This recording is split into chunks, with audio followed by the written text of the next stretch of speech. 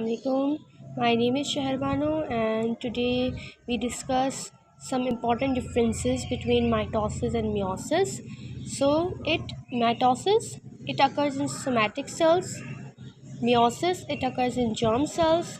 Germ cells are sperm and ova. Sperms are present in male testes and eggs are present in female. So in mitosis, nucleus divides only once and in meiosis, nucleus divides twice, यानी कि nucleus जो है वो 2 दफ़ा इसमें divide होता है।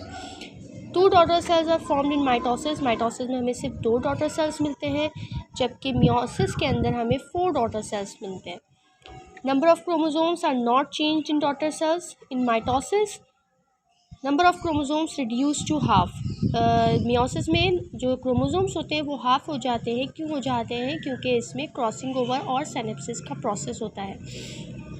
Then mitosis में no crossing over and as I told you earlier कि मियोसिस में जो है वो क्रॉसिंग ओवर होती है। ये इक्वेशन डिवीज़न कहलाते हैं माइटोसिस, और मियोसिस जो हमारे पास रिडक्शन डिवीज़न कहलाता है।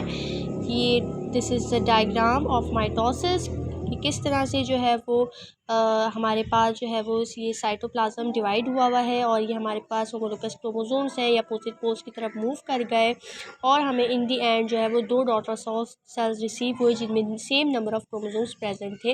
मींस जैसे दीज आर डिप्लॉयड सेल्स।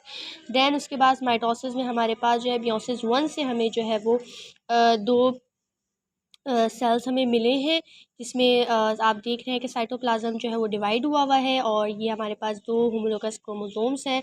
और उसके बाद इस वाले सेल से हमें 2 डॉटर सेल्स मिले और इस वाले सेल से भी हमें 2 डॉटर सेल्स मिले मियोसिस 2, और इस तरह से हमारे पास 4 डॉटर सेल्स हमें मिल गए जिनमें नंबर ऑफ़ क्रोमोसोम जो थे हाफ थे। Means they are haploid cells. So this is it. Thank you so much. Take care.